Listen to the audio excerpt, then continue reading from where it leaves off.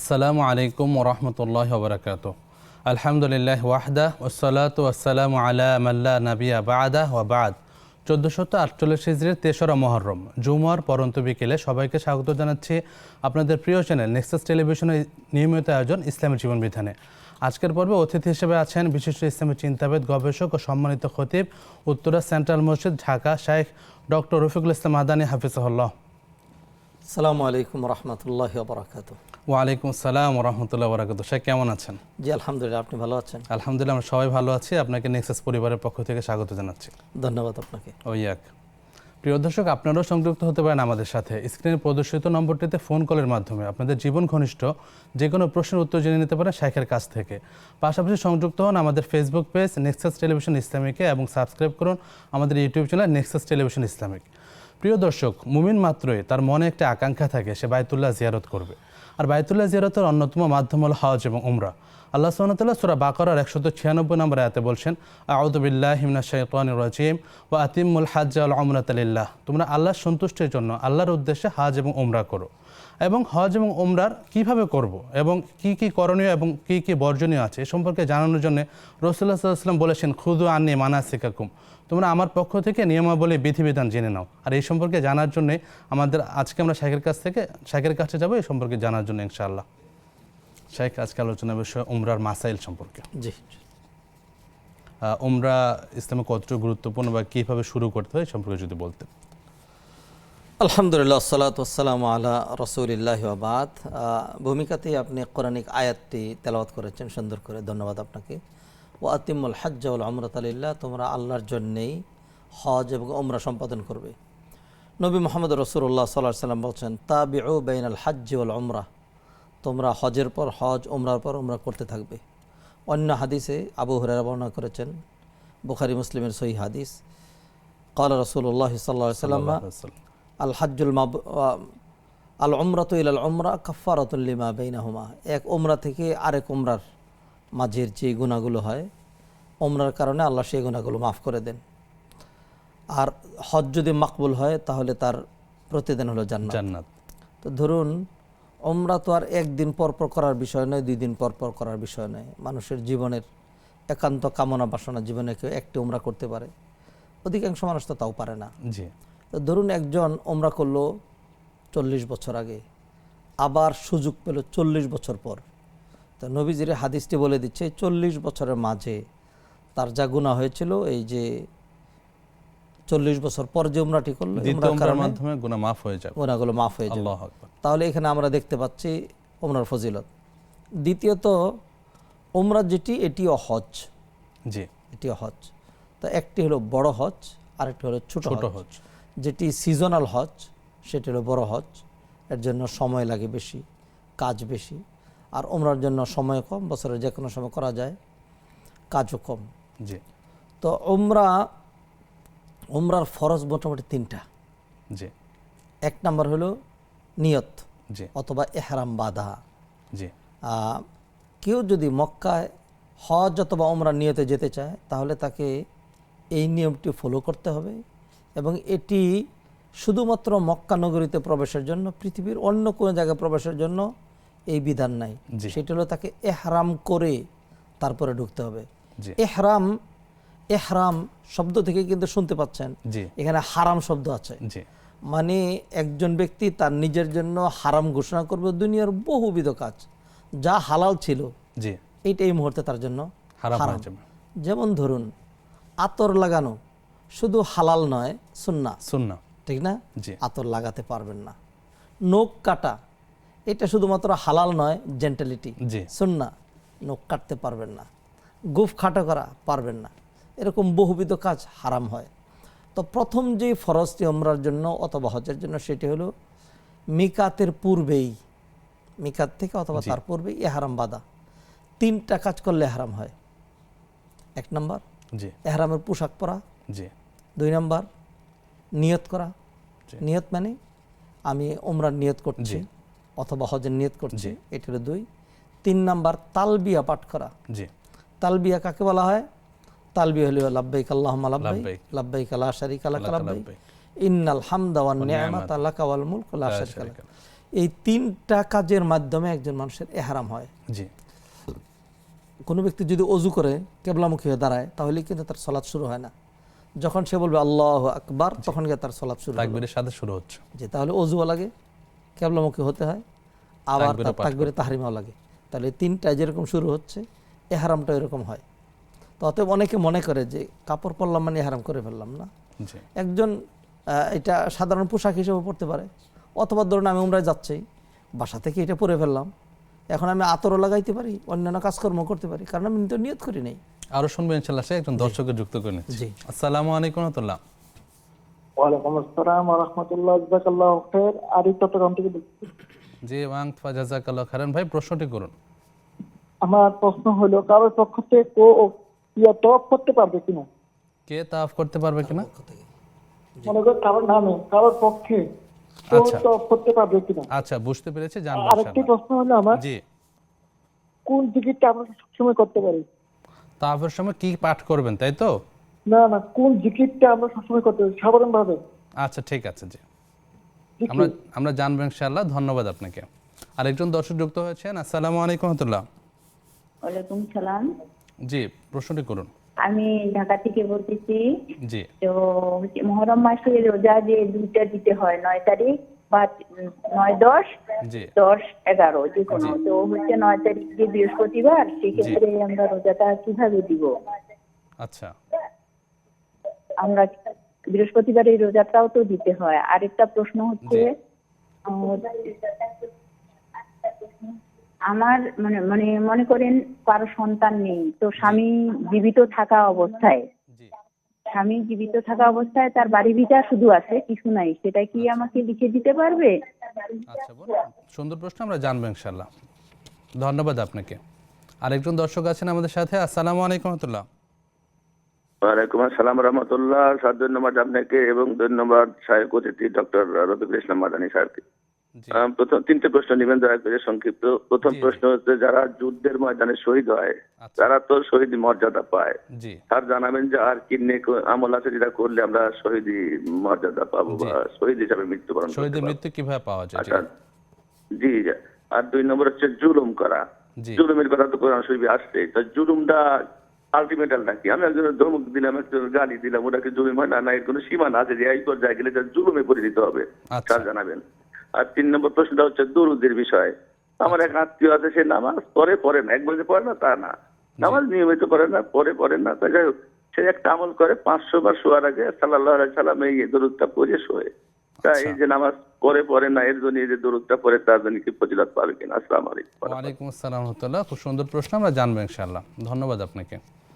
জি শেখ, অনেকগুলো প্রশ্ন জমে গিয়েছে। আমরা আলোচনা ছিলাম ইহরাম সম্পর্কে। জি। জি। তো এটি হলো প্রথম ফরজ।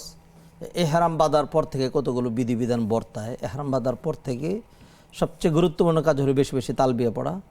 এরপরে যদি মহিলা হয় তাহলে হাত মোজা পড়তে পারবে না এবং চেহারা নেকাব দিয়ে ঢাকতে পারবে না।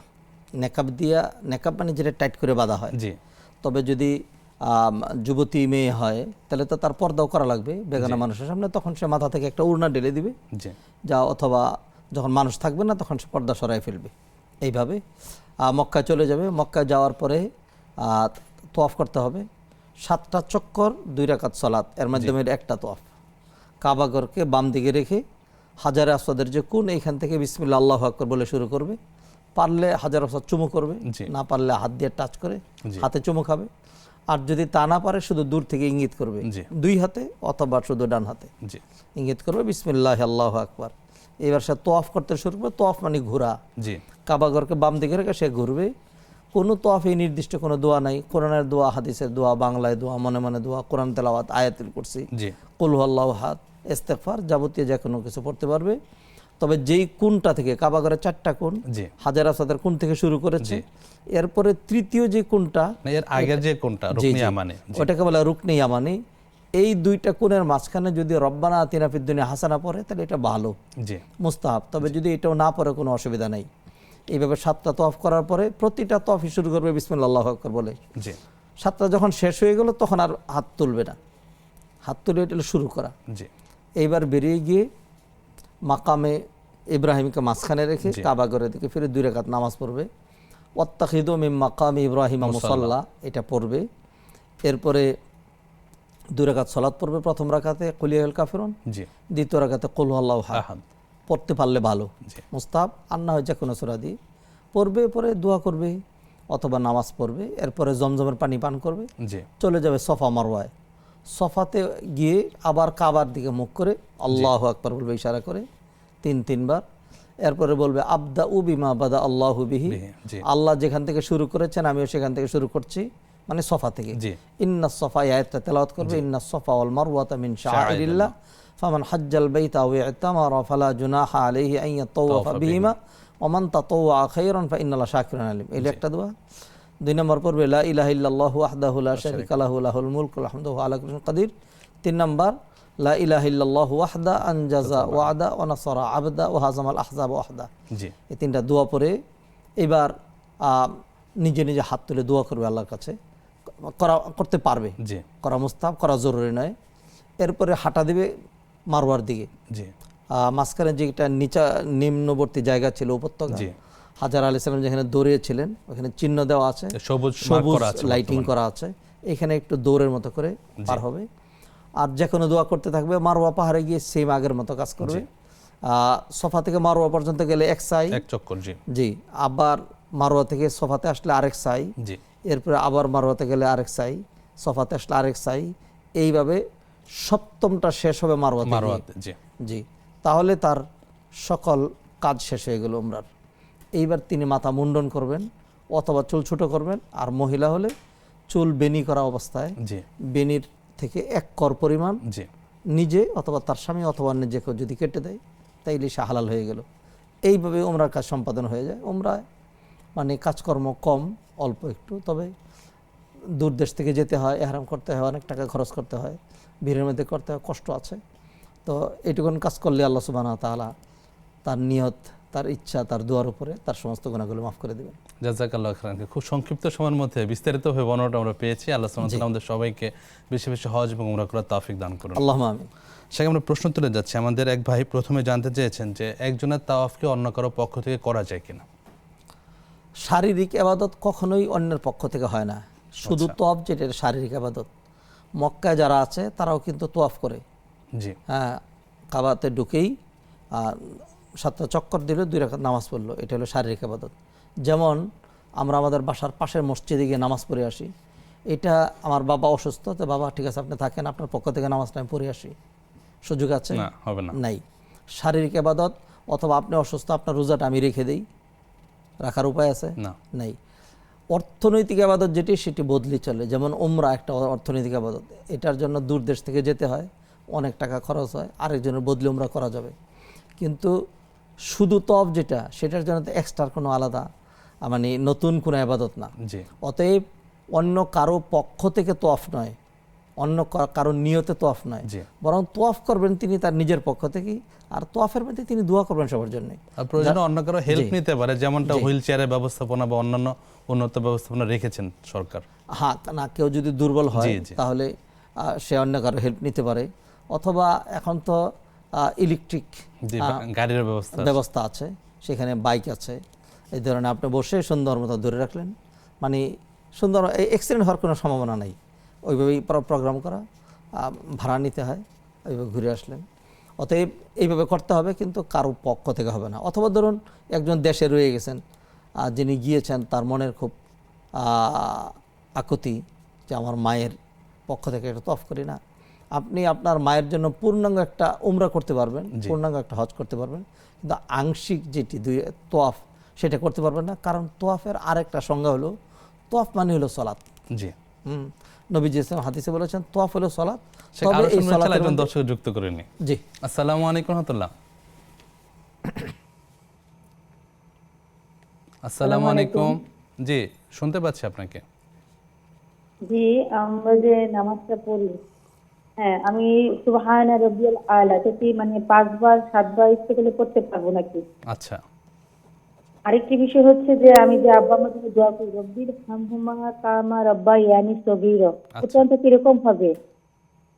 বুঝতে পারিনি, আবার মানে বলবেন? এটা একটু মানে আমি বাবা মার জন্য যে দোয়া করি, জি রব্বির কামা রাব্বায়ানি সগীরা, জি, কারণটা কি অবিরহ হবে না এরকম আছে বুঝিয়ে দিলে। আচ্ছা ঠিক আর আছে। দুরূদ শরীফ যদি আমি সারাক্ষণ পড়ি সাল্লাল্লাহু আলাইহি সাল্লাম সাল্লাল্লাহু আলাইহি সাল্লাম, আচ্ছা এই কারণটা এভাবে করলে সঠিক থাকবে কি?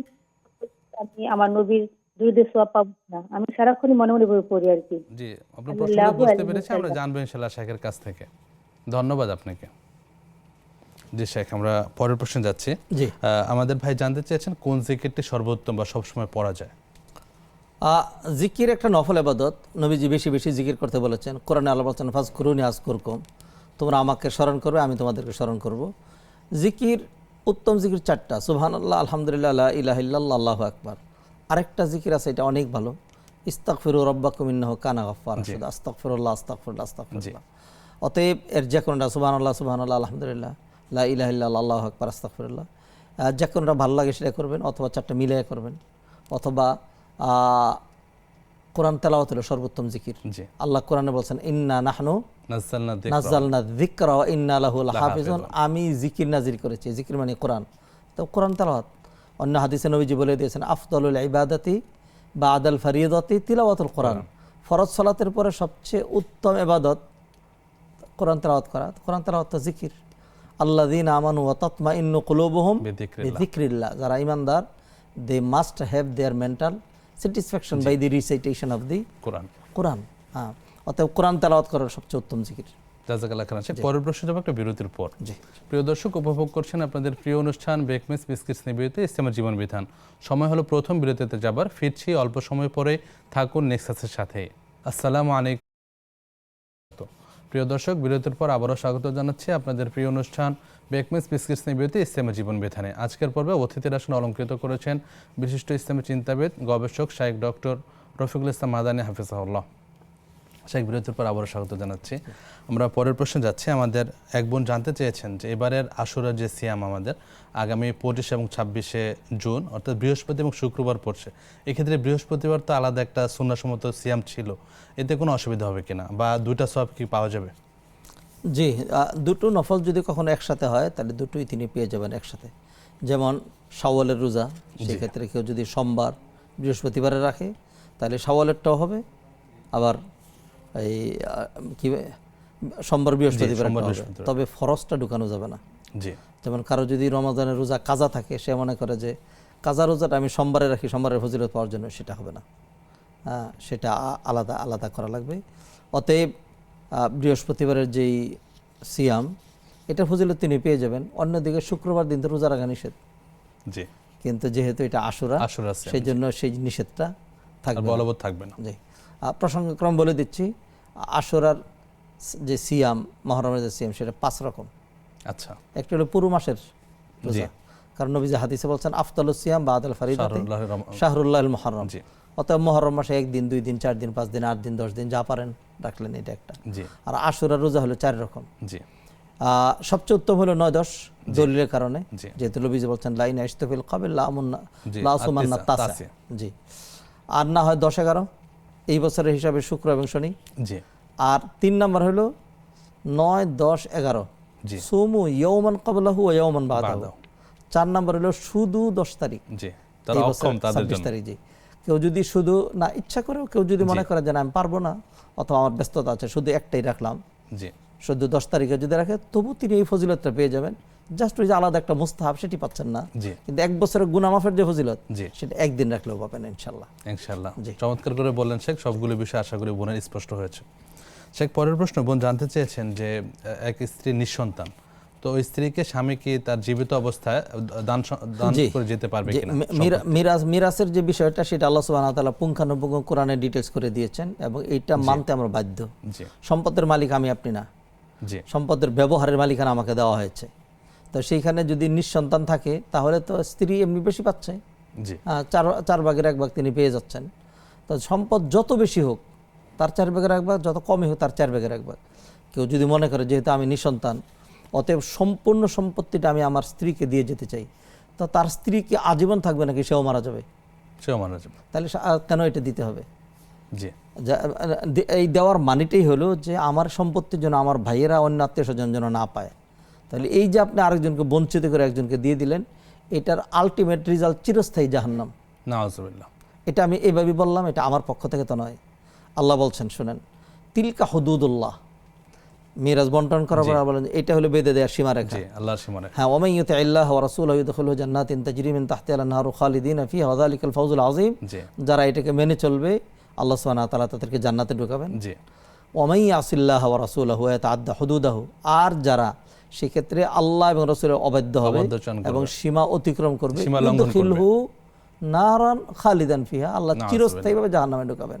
নাউযুবিল্লাহ। অতএব কেউ যেন শুধু মেয়ে হওয়ার কারণে 2জন 3জন মেয়ে সমুদ্র সম্পত্তি মেয়েদের নামে লিখে দেয়, সন্তান আদি নাই, স্ত্রীর জন্য পুরোটা অথবা কিছু বেশি লিখে দেয়। এই লিখে দেওয়াটা হারাম, টোটাল হারাম।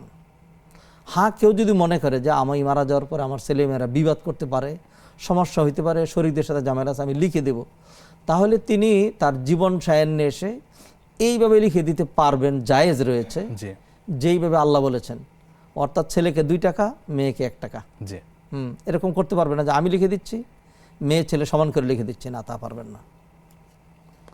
আমরা এই বিষয়ে সর্বোচ্চ সতর্ক হব ইনশাআল্লাহ। আল্লাহ তাআলা তৌফিক দান করুন। আল্লাহুম্মা আমিন। শেখ, পরের প্রশ্ন আমাদের এক ভাই জানতে চেয়েছেন, যারা যুদ্ধের ময়দানে আল্লাহ সন্তুষ্টির জন্য যারা জিহাদ করে মারা যান তারা শহীদ। এছাড়াও হাদিসে আরো কয়েকজনকে শহীদ বা শহীদের মর্যাদা দেওয়া জি। হবে বলা হয়েছে, এরা কারা? নবীজি সাল্লাল্লাহু আলাইহি সাল্লাম সাহাবায়ে জিজ্ঞেস করেছিলেন যে শহীদ কারা, জি মা তাউদ্দুনা শুহাদা ফিকুম, তোমরা তোমাদের মধ্যে কাকে শহীদ মনে করো? সাহাবায়ে কেরাম বললেন যারা জিহাদ করতে গিয়ে মারা যায়। তখন নবীজি বললেন ইদান শুহাদা ও উম্মতি লাকালিল, জি। তাহলে আমার উম্মতের শহীদের সংখ্যা তো খুবই খুবই কম হবে, কম নগণ্য হবে। হবে। তখন নবীজি বললেন আল মাবতুনু শাহীদুন ওয়াল হারিকু শাহীদুন ওয়াল গারিকু শাহীদুন, পেটের পীড়ায় কেউ যদি মারা যায় তাহলে সেও শহীদ, কেউ যদি দেয়াল চাপা পড়ে মারা যায় সে শহীদ, কেউ যদি আগুনে পুড়ে মারা যায়, কেউ যদি পানিতে পড়ে মারা যায় তাহলে সে শহীদ। এই ধরনের কষ্টকর মৃত্যু যেগুলো, সেগুলোতে যেমন কষ্টকর বললাম এই জন্য যে কোনো মহিলা মানুষ যদি তার সন্তান প্রসবের সময় মারা যায় তাহলে সেও শহীদ। জি এইভাবে কষ্টকর যে মৃত্যুগুলো রয়েছে সেই যেগুলোর জন্য আল্লাহ সুবহানাহু ওয়া তাআলা শাহাদাতের মর্যাদা দিয়েছেন। তবে অনেক মানুষ যারা শাহাদার রিয়েল তামান্না করবে, জি শহীদ হইতে চায়, নেক আমল ঠিক থাকবে, আল্লাহ সুবহানাহু ওয়া তাআলা তারা এই ধরনের কোনো সমস্যা মারা না গেলেও অনেককেই আল্লাহ সুবহানাহু ওয়া তাআলা সে তার বিছনায় শুয়ে মারা যাবে কিন্তু আল্লাহ তাকে শাহাদাতের মর্যাদা দিয়ে দিবেন। আল্লাহ। সেই জন্য শাহাদাতের তামান্না থাকতে হবে। জি। হ্যাঁ, এবং অনেকে আছে জেহাদ বা জেহাদের মধ্যে এটাকে খুব ভয় করে অথবা এটাকে অপছন্দ করে, এটা কিন্তু নেফাকি।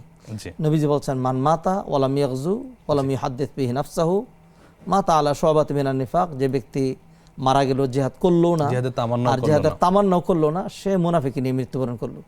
অতএব তামান্না করতে হবে যে কখনো যদি জেহাদের সুযোগ হয় তাহলে আমি ইনশাআল্লাহ দিনের জন্য জেহাদ করব। আল্লাহ যেন আমাকে শাহাদাতের মৃত্যু দান করেন, আল্লাহ যেন আমাকে নেক মৃত্যু দেন, এরকম যদি কেউ কামনা করে নেক আমল থাকে তাহলে ইনশাআল্লাহ আল্লাহ সুবহানাহু ওয়া তাআলা তাকে। আরেকটি রয়েছে, যেমন দেখুন অনেক আলেম রয়েছেন এরকম সবসময় বলতেন আল্লাহ তুমি শাহাদাতের মৃত্যু দিও, এই ধরনের কোনো মৃত্যু হয় নাই, জি কিন্তু শাহাদাতের মর্যাদার মৃত্যু আল্লাহ দিয়ে দেন। জি। যেমন নবীজি বললেন মান কুতিলা মাজলুমান ফাহুয়া শাহীদুন, হ্যাঁ, যে ব্যক্তিকে অন্যায়ভাবে মেরে ফেলা হয় জুলুম করে। জি আমাদের দেশে উদাহরণ আছে, অনেক আলেমদেরকে অহরহ উদাহরণ আছে। অনেক আলেমদেরকে অন্যায়ভাবে ফাঁসি দেওয়া হয়েছে, অনেক আলেমদেরকে মানে নেককার ভালো মানুষদেরকে বিষ প্রয়োগ করে মেরে ফেলা হয়েছে, এটা প্রুভড। হ্যাঁ, জি। আল্লাহ সুবহানাহু ওয়া তাআলা শাহাদাতের মর্যাদা দিয়েছেন, এটা কারণ মজলুম হিসাবে। জি সেই জন্য অনেকেই বলেন যে অনেকের কথা আমি নাম কারো বলছি না, বলেন যে সারা জীবন দোয়া করতেন আল্লাহ তুমি শাহাদাতের মর্যাদা দিও, শাহাদাতের মৃত্যু দিও, তো আল্লাহ সুবহানাহু ওয়া তাআলা শাহাদাতের মৃত্যু দিয়ে দিয়েছেন। তাই জন্য শাহাদাতের মৃত্যু কামনা করা উচিত, কারণ মৃত্যু তো বরণ করতে হবে। কেউ যদি শহীদ হয়ে মারা যায় তাহলে নবীজি সাল্লাল্লাহু আলাইহি সাল্লাম হাদিসে কি বললেন, হ্যাঁ, যে কোনো ব্যক্তি যদি ইউগফারু লিশ-শাহীদি কুল্লু শাইইন ইল্লা দাইন, শহীদের সকল গুনাহ, জি কোন শহীদ প্রসঙ্গক্রমে বলছে যদি এরকম হয়ে থাকে যে অন্তত ধরুন ডজন বার জিনা ব্যভিচার করে ফেলেছে, তাইলে তার সমস্ত গুনাহ মাফ হয়ে যাবে শহীদ হলে, ঋণ ছাড়া। ঋণ ছাড়া, বান্দার হক ছাড়া সমস্ত গুনাহ, আল্লাহর হক জড়িত যত গুনাহ আছে সব মাফ হয়ে যাবে বান্দার হক ছাড়া। তাই সেই জন্য খুবই সাবধান, শহীদ হইলেও কিন্তু লাভ হবে না বান্দার হক কেউ যদি নষ্ট করে। আল্লাহ সুবহানাহু ওয়া তাআলা আমাদের সবার জন্য শাহাদাতের মৃত্যু কবুল করেন। আমিন আমিন আল্লাহুম্মা আমিন। দর্শক আছেন, আসসালামু আলাইকুম ওয়া রাহমাতুল্লাহ। ওয়ালাইকুম আসসালাম ওয়া রাহমাতুল্লাহ। ভাই আমার একটা প্রশ্ন, আমি খুশিদা বেগম বাড্ডা থেকে বলছি। জি বোন বলুন। আমার প্রশ্ন হচ্ছে যে ভাই আমার ডানাতে যদি ওই যে জিকির করি নি সাবজি দিয়ে, তখন আমার হাতের আঙ্গুলগুলো কেটে আছে, তাইলে আমি কি বাম হাতে করতে পারবো? আচ্ছা, আমরা জানবো ইনশাআল্লাহ। আচ্ছা ভাই, ধন্যবাদ আচ্ছা আপনাকে। ভাই, আসসালামু আলাইকুম। ওয়ালাইকুম আসসালাম ওয়া রাহমাতুল্লাহ। জি শাইখ, আমরা পরের প্রশ্ন যাচ্ছি। আমাদের এক ভাই জানতে চেয়েছেন যে জুলুমের সীমারেখা কি, এই সম্পর্কে আমরা জানবো। আরেক প্রশ্ন নিয়ে নিচ্ছি। জি। আসসালামু আলাইকুম রাহমাতুল্লাহ। ওয়ালাইকুম আসসালাম। জি বোন, প্রশ্ন হ্যাঁ, আমি বলতে চাচ্ছি কি যে আমার একটা প্রশ্ন, জি। যে 5 লাখ টাকা আমার আছে, ওই টাকাটা আমি জমির উপর রাখতে চাচ্ছিলাম। যে মানে জমির উপর 1 লাখ টাকা বছরে নিবে, রাখবে, রাখার পর উনি আমাকে জমির উপরে বছরে 20,000 টাকা করে দিবে। এটা কি নেওয়া জায়েজ হবে নাকি কি হবে? খারাপ হবে আর কি। আচ্ছা, আমরা বিষয়টা জানবো। জি, ধন্যবাদ আপনাকে। আরেকজন দর্শক যুক্ত হয়েছেন। আসসালামু আলাইকুম রাহমাতুল্লাহ। ওয়ালাইকুম আসসালাম ওয়া রাহমাতুল্লাহ। জি বোন, প্রশ্নটা করুন। জি হুজুর, আমার কোশ্চেন হচ্ছে যে আমি বেশ কিছু বছর হলো নিয়মিত নামাজ রোজা করার চেষ্টা করি। জি আলহামদুলিল্লাহ। আমার ছোটবেলা থেকে বেশ কিছু বছর মানে নামাজ রোজা ঠিক মতো করা হয়নি। আচ্ছা, তো আমার প্রশ্ন হচ্ছে যে কত বছর থেকে নামাজ রোজা ফরজ হয়, মানে আমি আচ্ছা, সময়টা জানলে আমার বের করতে একটু সহজ হতো যে কত বছর আমার কাজা হয়েছে। আচ্ছা, আমরা জানবো ইনশাআল্লাহ। ধন্যবাদ আরেকটা আপনাকে। কোশ্চেন, জি আরেকটা কোশ্চেন হচ্ছে যে মানে স্বামীকে ভালো কথা বললেও সবসময় রেগে যায়, উল্টাপাল্টা কথা বলে, খারাপ ব্যবহার করে। আচ্ছা, তো স্ত্রী চাইলেই তো আলাদা হইতে পারে, কিন্তু বাচ্চাদের খাতিরে স্ত্রী হাজবেন্ডের সাথে থাকতে চায়। জি এখন স্ত্রী যদি প্রয়োজনীয় কথা ছাড়া সবসময় চুপচাপ থাকে কিন্তু স্বামীর হক সব কিছু ঠিক রাখে, জি তাহলে এটা কি স্ত্রী ঠিক আছে নাকি গুনাহ হবে? আচ্ছা বোন, আমরা জানবো ইনশাআল্লাহ। আমাদের সাথেই থাকুন। প্রিয় দর্শক, উপভোগ করছেন বেকমেস বিস্কিটস নিয়ে বিরতি, ইসলামের জীবন বিধান। সময় হলো আরেকটি বিরতিতে যাবার। ফিরছি কিছুক্ষণ পর, থাকুন আমাদের সাথে। আসসালামু আলাইকুম রহমতুল্লাহ। প্রিয় দর্শক, বিরতির পর আবারও স্বাগত জানাচ্ছি আপনাদের প্রিয় অনুষ্ঠান ইসলামের জীবন বিধানে। নিবেদন করছে বেকমেস বিস্কিটস। আমাদের সাথে আপনারাও সংযুক্ত হতে পারেন স্ক্রিনে প্রদর্শিত নম্বরটিতে ফোন কলের মাধ্যমে। শাইখ, পরের প্রশ্ন যাচ্ছি। আমরা বিরতির আগে একটা প্রশ্ন শুরু করেছিলাম যে জুলুমের সীমারেখা। আমরা তো অনেকের সাথে অনেক খারাপ ব্যবহার করি। জুলুমের সর্বোচ্চ সীমা বা সর্বনিম্ন সীমা কোনটি? জুলুমের বহুবিধ অর্থ রয়েছে। শিরিক একটা জুলুম, জি যে কোনো পাপ করা একটা জুলুম। জি আর মানুষের উপর যে জুলুম করে সেটা হলো সবচেয়ে বেশি ভয়ঙ্কর জুলুম। মানুষ নিজের নফসের উপরে জুলুম করে। ইন্নাল্লাযীনা তাওফাহুমুল মালায়েকাতু যালিমি আনফুসিহিম ক্বালু ফিমা কুনতুম। জি তো এই যে জুলুম যেটা নফসের উপরে করে, এটা তো আল্লাহর কাছে ক্ষমা চাইলে আল্লাহ ক্ষমা করে দেন, তওবা করলে ক্ষমা হয়। তো মানুষের উপর যে জুলুম করে এটা খুব ভয়ঙ্কর। নবীজি সাল্লাল্লাহু আলাইহি ওয়াসাল্লাম বলছেন, ইত্তাকি দাওয়াতাল মাজলুম ফাইন্নাহু লাইসা বাইনাহু ওয়া বাইনাল্লাহি হিজাব। মজলুমের আর্তনাদ থেকে নিজেকে রক্ষা করবে। অন্য হাদিসে বলছেন, আয-যুলমু যুলুমাতুন ইয়াউমাল কিয়ামাহ। দুনিয়ার একটা জুলুম আখিরাতে বিশাল অনেক জুলুমে রূপান্তরিত হবে। জি জুলুমটা বোঝানোর জন্য আমি একটা উদাহরণ দিচ্ছি। যেমন ধরুন, একজন ব্যক্তি আরেকজন মানুষকে হত্যা করে ফেললো গলা কেটে, জি তো এটা তো জুলুম, ঠিক না? তবে যদি হত্যা না করে যদি কারো হাত ভেঙে দেয় তাহলে কি? ওটাও জুলুম। সেটাও জুলুম। যদি একটা ঘুষি মারে, জি যদি একটা গালি দেয়, তাহলে জুলুমেরও ক্লাসিফিকেশন রয়েছে। জি অতএব প্রতিটা জুলুম তার তার সংজ্ঞা অনুযায়ী অথবা তার জুলুমের যে পরিমাণ সেই অনুযায়ী মানে এটার ভয়াবহতা হবে। সব রকম জুলুম থেকে বেঁচে থাকা উচিত, মানুষের উপর জুলুম করা উচিত নয়। আল্লাহ সুবহানাহু ওয়া তাআলা এত মহিয়ান গরিয়ান, এত ক্ষমতাধর স্রষ্টা, জি তারপরেও তিনি নিজের জন্য এক জাররা জুলুম বৈধ রাখলেন না। ইন্নাল্লাহা লা ইয়াযলিমু মিসকালা যাররা। এক অ্যাটম পরিমাণ জুলুম আল্লাহ করেন না। আল্লাহ যদি এটা বিধান করে নিতেন, যে যেমন অনেক বিধান আল্লাহর জন্য এরকম আছে, অহংকার কারোর জন্য বৈধ নয়, কিন্তু অহংকার আল্লাহর জন্য বৈধ। আল্লাহ যদি এটা করে নিতেন যে জুলুম কেউ করতে পারবে না, শুধু আল্লাহ করতে পারবেন, আল্লাহ কিন্তু তাও করেন নাই। আলিয়ামা তুজজা কুল্লু নাফসিন বিমা কাসাবাত। সকল জুলুমের নিষ্পত্তি ঘটানো হবে। অতএব কোনো রকম জুলুমই যেন আমরা না করে, নিজের নফসের উপরেও না। সবচেয়ে ভয়াবহ জুলুম হলো ইন্না শিরকা লাযুলমুন আযীম। জুলুম, শিরিক হলো সবচেয়ে ভয়াবহ জুলুম, যেটা কারণে চিরস্থায়ী জাহান্নাম হয়ে যাবে। আর মানুষের উপর যে জুলুম, সেটা তো বললাম, উদাহরণ দিয়ে বুঝাই দিলাম যে এটা একজনকে গালি দেওয়া একটা জুলুম।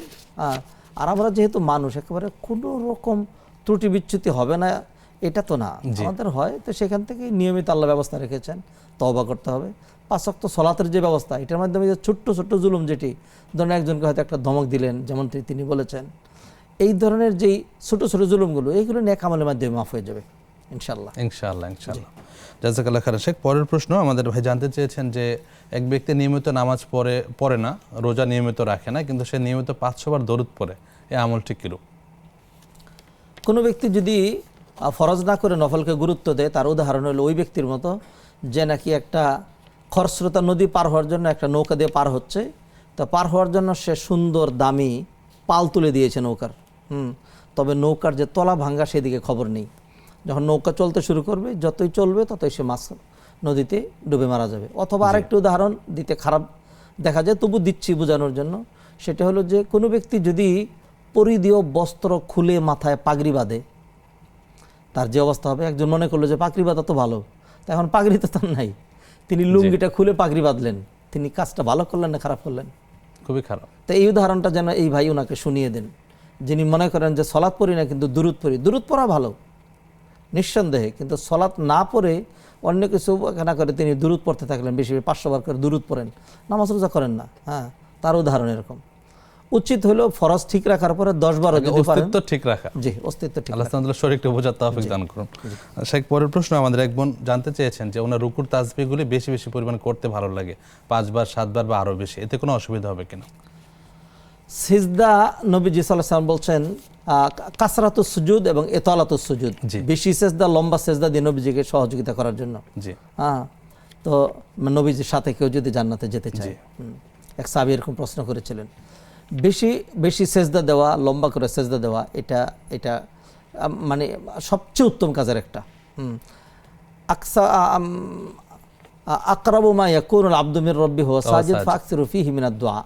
একজন বান্দা সেজদায় গেলে আল্লাহর খুব কাছে চলে যায়, ফাকসিরু ফীহি মিনাদ দুআ, বেশি বেশি দোয়া করবে। তো বেশি দোয়া করতে গেলে তো সময় লাগবেই। উনি শুধু সুবহানাল্লাহ অথবা সুবহান রাব্বিল আলা এগুলি কথা বলছেন 5 বার 7 বার, কেন? আরো দোয়া আছে না? অনেক দোয়া আছে, সেগুলি করতে পারেন।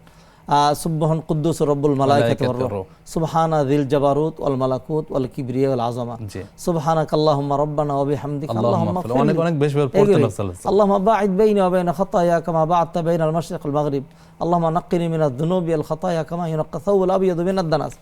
অগণিত দোয়া করতে পারবেন, বেশি বেশি দোয়া করবেন, এটা ভালো। আর যখন তিনি সেজদায় শুধু তাসবিহ করবেন, অন্যগুলো জানেন না, 3 বার 5 বার, এরপর গণনা করার দরকার নেই, যতবার পারেন, 10 বার হোক, জোর হোক বেজোর হোক, কোনো সমস্যা নেই। আল্লাহ সুবহানাহু ওয়া তাআলা আমাদেরকে দীর্ঘ রুকু এবং সাজদা করার তৌফিক দান করুন। আল্লাহুম্মা আমিন। আসসালামু আলাইকুম ওয়া রাহমাতুল্লাহ। দর্শক যুক্ত হয়েছেন আমাদের সাথে। জি জি, আচ্ছা, ওয়ালাইকুম আসসালাম।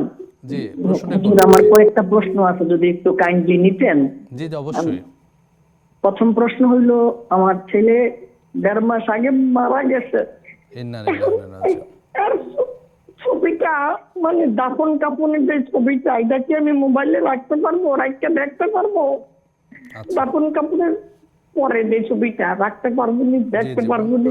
আমরা জানবো দ্বিতীয় ইনশাআল্লাহ। প্রশ্ন হইলো, আমার ওই যে ছেলে মারা গেছে তার 6 বছরের একটা বাচ্চা আছে। আচ্ছা। আরেকজন ছেলে আল্লাহর রহমতে বেঁচে আছে।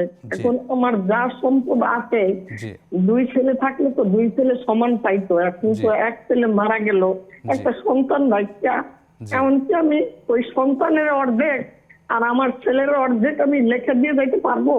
আচ্ছা। 3 নম্বর প্রশ্ন হইল, আমি মাঝে মাঝে ওই সোমবারে বৃহস্পতিবারে রোজা রাখতে গেলে মাঝে মাঝে দেখা যায় কি এই সেহরির সময়টা একটুর জন্য পার হয়ে গেছে গা, আমি সেহরিটা খাইতে পারি নাই, তখন কি আমি ওই মুহূর্তের সাথে সাথে নিয়ত করলে আমার রোজাটা হবে? জি, হবে ইনশাআল্লাহ। আমরা জানবো শেখের কাছ থেকে। আমরা আল্লাহ সুবহানাহু ওয়া তাআলার নিকট দোয়া করছি, আল্লাহ সুবহানাহু ওয়া তাআলা আপনার সন্তানকে জান্নাতুল ফেরদাউসে মেহমান বানিয়ে নেন। আরেকটা প্রশ্ন হলো, এখন আমার ছেলে তো মারা গেছে একদম ইয়াং বয়সে, কিডনি ড্যামেজ হইয়া, আমি তার জন্য কি দোয়া করলে হবে? আমি তো মা বেঁচে আছি। আল্লাহ সুবহানাহু ওয়া তাআলা আপনার আকুতি অবশ্যই কবুল করবেন। কি কি দোয়া করণীয় আছে আমরা জানবো ইনশাআল্লাহ। অসংখ্য ধন্যবাদ আপনাকে। আরেকজন দর্শক যুক্ত হয়েছেন। আসসালামু আলাইকুম ওয়া রাহমাতুল্লাহ।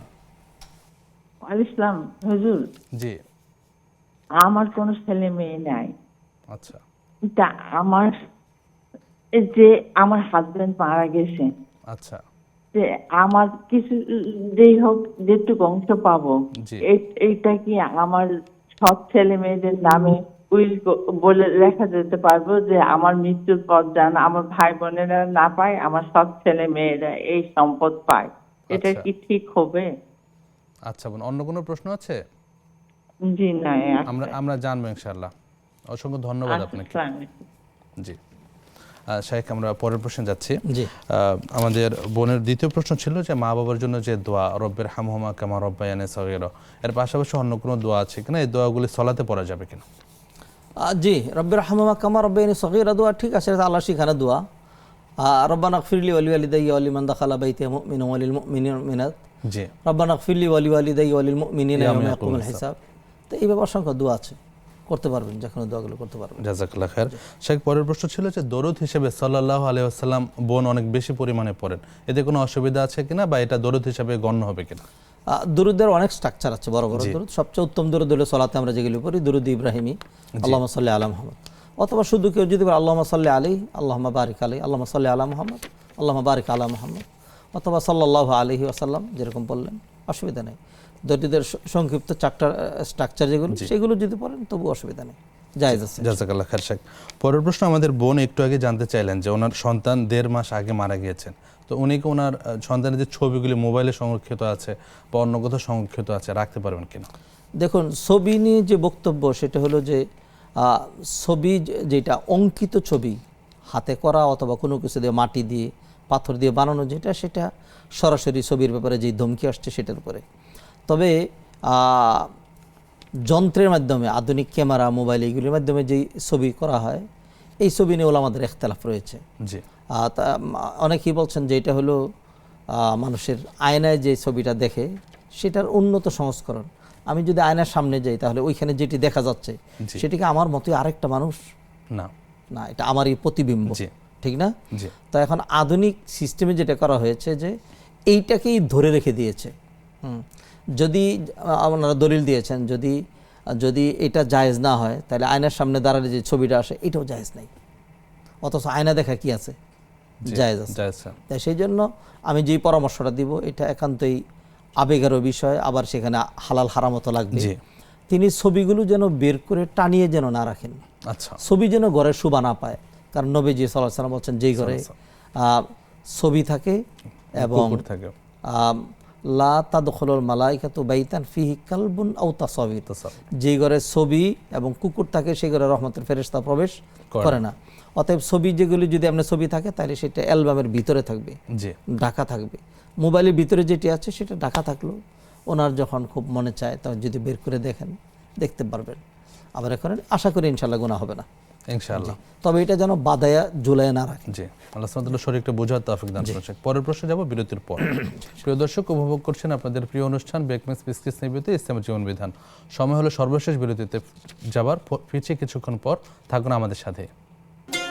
আসসালামু আলাইকুম রহমতুল্লাহ। প্রিয় দর্শক, বিরতির পর আবারও স্বাগত জানাচ্ছি ইসলামের জীবন বিধানে। আমাদের সাথে আছেন শাইখ ডক্টর রফিকুল ইসলাম মাদানী হাফেজাহুল্লাহ। শাইখ, পরের প্রশ্নে যাচ্ছি। আমাদের বোনের প্রশ্ন ছিল যে ছেলে মারা গিয়েছেন, তার 6 বছরের একটি বাচ্চা আছে আর ওনার এক ছেলেও আছেন, এক্ষেত্রে সম্পত্তি বন্টন আগে করে যেতে পারবেন কিনা? জি, এটা শুধু করে যাবেন না, বরং করা উচিত। যদি কারো অবস্থা এরকম হয় যে মানে তার সন্তান আগে মারা গিয়েছে, তার সন্তানাদি আছে, তাহলে সেক্ষেত্রে তিনি যেটি করবেন সেটা ওসিয়ত করবেন। এবং ওসিয়তের ক্ষেত্রে সেখানে দেখা যায় যে অনেক সময় বেশিও পেতে পারে। কারণ যদি সন্তানাদি বেশি হয়, সুলুস পর্যন্ত, এক সুলুস ওসিয়ত করা যায়। সুলুস মানে হলো 1/3 পর্যন্ত ওসিয়ত করা যেতে পারে। তো এখন উনি ওসিয়ত করতে পারেন, তবে এমন যেন না হয় যে ছেলে বেঁচে আছে তার চেয়ে বেশি ওসিয়ত করে ফেলেন, এটা যেন না হয়, সেটা খেয়াল রেখে ওসিয়ত করে দেবেন তার জন্য। অথবা যদি মনে করেন যে না তারা দিবে না, তা আমি যেটা ওসিয়ত করতাম আমার ওসিয়তটাই আমি আগে লিখে দিয়ে গেলাম, তাও দিতে পারেন। জাযাকাল্লাহ খান। পরের প্রশ্ন আমাদের জানতে চেয়েছেন, উনি সোমবার বৃহস্পতিবার সিয়ামগুলো রাখার চেষ্টা করেন, অনেক ক্ষেত্রে সাহারি করার জন্য উঠতে দেরি হয়ে যায়, ওই ক্ষেত্রে সিয়াম হবে কিনা? হবে। উনি তো নফল রোজার ক্ষেত্রে যখন উঠলেন তখন নিয়ত করলেন। নবীজি সাল্লাল্লাহু আলাইহি ওয়াসাল্লাম একদিন বাসায় এসে জিজ্ঞাসা করলেন খাবারের কিছু আছে কিনা, বলে কিছুই নেই। তখন বললেন ইজান আনা সাইম, তাহলে আমি রোজা রাখলাম। নফল রোজা এটা দিনের বেলা নিয়ত করে অসুবিধা নেই। জি, জাযাকাল্লাহ খায়ের। শাইখ, পরের প্রশ্ন, উনি সন্তানের জন্য কি কি করতে পারেন যে সন্তান মারা গেলেন 1.5 মাস আগে? পিতা মাতার দোয়া এটা এর চেয়ে বড় কিছুই নেই। জি, দোয়া করলে সন্তান যদি জান্নাতি হয়ে যায় তার কিছু লাগে না।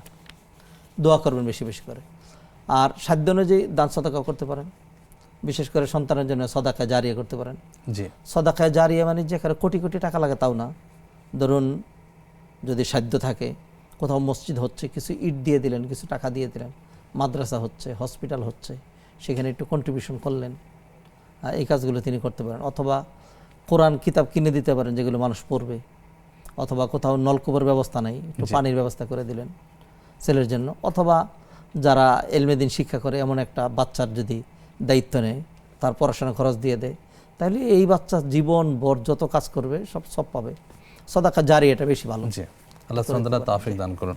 শেখ, পরের প্রশ্ন আমাদের একজন জানতে চেয়েছেন, ওনার ডান হাতে সমস্যা, ওই ক্ষেত্রে বাম হাতে তাসবিহ করতে পারবেন কিনা? তাসবিহ তো মানুষ মুখে করে, জি, আর হাতে গণনার যেটা যে করে ব্যাপারটা, সেটা হলো জি। গণনার সহযোগিতা। জি, জি।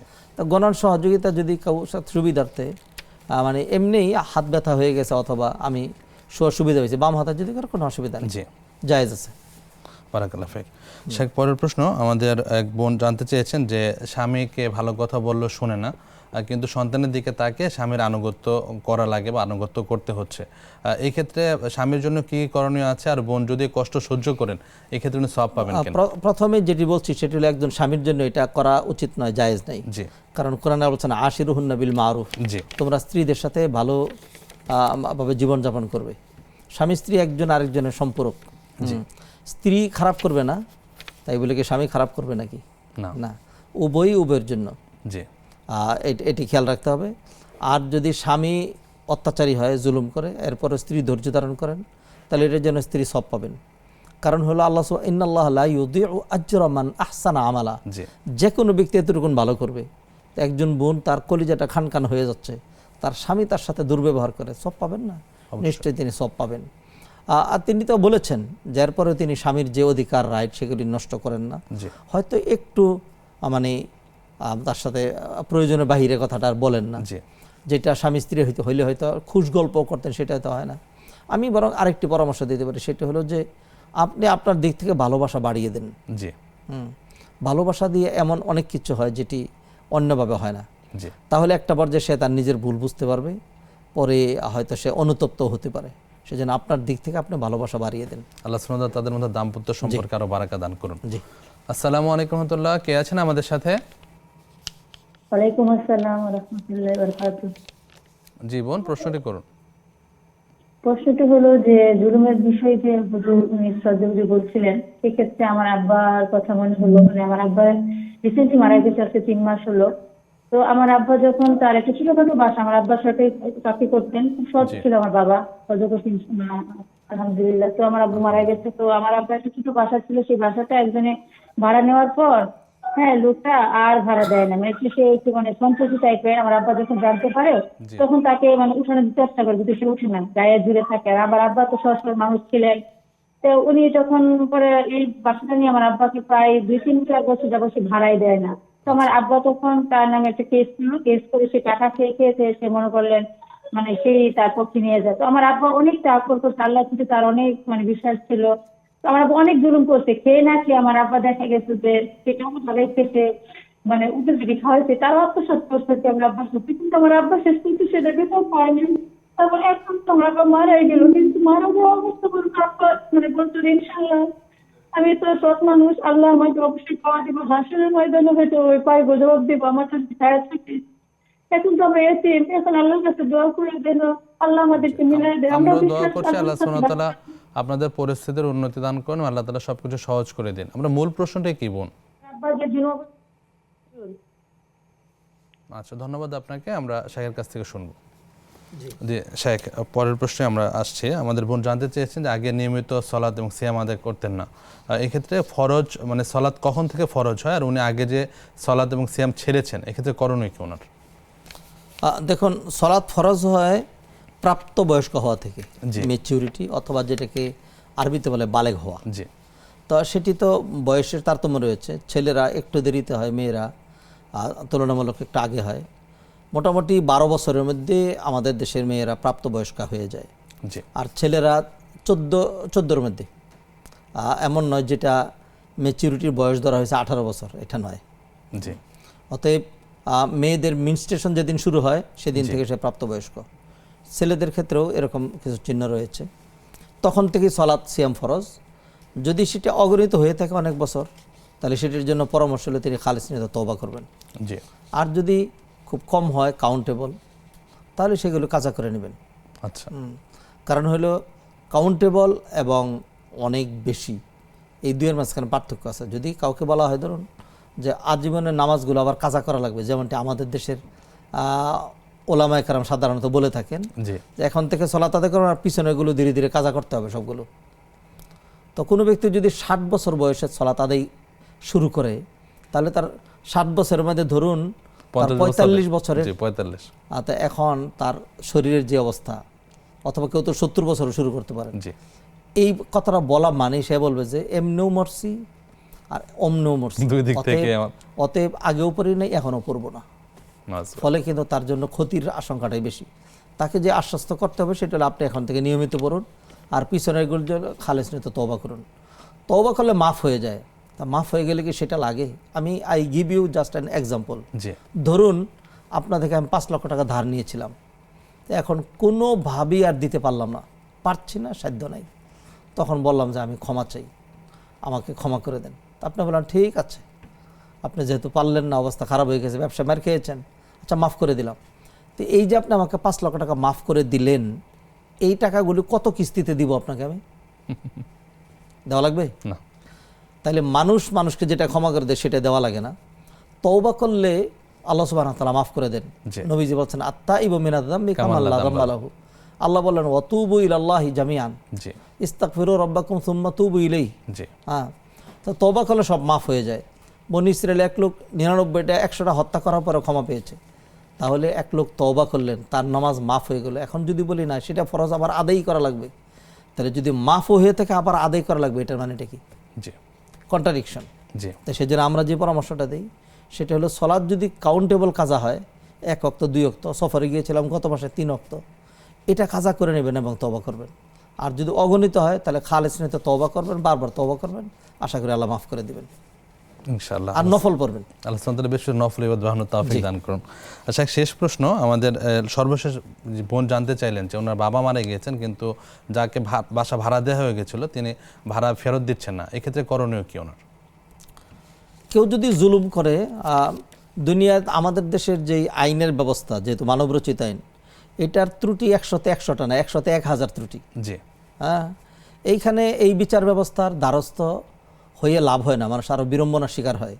সেই জন্য সাধারণ মানুষ অনেক সময় থানাতেও যেতে চায় না, আর কোর্ট কাছারি তো আরও দূরের বিষয়।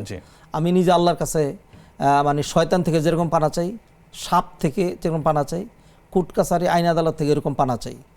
তো যদি সুযোগ থাকে তাইলে আইনের আশ্রয় নিতে পারেন, যদি এরকম সম্ভাবনা মনে করেন, সহযোগিতা নিতে পারেন। তার কারণ আমরা তো আইন তো আর নিজের হাতে নিতে পারবো না। আর যদি তা না থাকে তাহলে ধৈর্য ধরেন, কিয়ামতের দিন পেয়ে যাবেন, পাই টু পাই পেয়ে যাবেন। নবীজির একটা হাদিস দিয়ে উত্তর দিচ্ছি। নবীজি বলছেন আতাদরুনা মানিল মুফলিস, কাঙ্গাল কাকে বলে তোমরা চিনো? সাহাবায়ে কেরাম বললেন যার দিনার দিরহাম কিছুই নাই।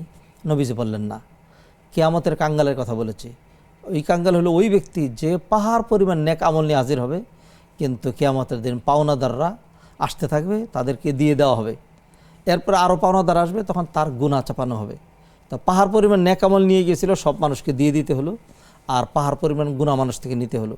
এরপরে এই গুনাহ তার ঘাড়ে চাপায় তাকে জাহান্নামে নিক্ষেপ করা হলো। অতএব যিনি দুনিয়াতে মানে অনেকে মানুষকে ঠকাইয়া খুব জিতে গিয়েছেন মনে করেন, আপনি কাউকে কিল দিলেন তো আপনি ঠকলেন, কিল খেলেন তো জিতে গেলেন। হ্যাঁ, জুলুম করলেন, আমাদের সর্বদা জুলুম থেকে বেঁচে থাকতে তৌফিক দান করুন, সবার হক ঠিকমতো বুঝিয়ে দেওয়ার তৌফিক দান করুন। অতএব এটা কিয়ামতের দিন পাবেন তারা ইনশাআল্লাহ। ইনশাআল্লাহ পুরো অনুষ্ঠান জুড়ে শেখে আপনার কাছে অনেক জ্ঞান আহরণ করলাম। আল্লাহ সুবহানাহু আপনার ইলমে আমলে হায়াতে বারাকা দান করুন। জাযাকাল্লাহু খাইরান। আমিন ওয়া ইয়াক। প্রিয় দর্শক, একেবারে শেষ পর্যায়ে চলে আসলাম। আজকে যে বিষয় নিয়ে আলোচনা করলাম, উমরার যে করণীয় এবং বর্জনীয়, আল্লাহ সুবহানাহু ওয়া তাআলা আমাদের সবাইকে প্রত্যেকটি আমল কোরআন এবং সুন্নাহ মোতাবেক করার তৌফিক দান করুন। আপনাদের সবাইকে সুস্থ নিরাপদ রাখুন, এই প্রত্যাশা আজকের মতো এখানে শেষ করছি। আল্লাহুম্মা সাল্লি ওয়া সাল্লিম আলা নাবিয়িনা মুহাম্মদ। সুবহানাকা আল্লাহুম্মা ওয়া বিহামদিক, আশহাদু আল্লা ইলাহা ইল্লা আনতা, আস্তাগফিরুকা ওয়া আতুবু ইলাইক। ওয়াসসালামু আলাইকুম ওয়া রাহমাতুল্লাহি ওয়া বারাকাতুহু।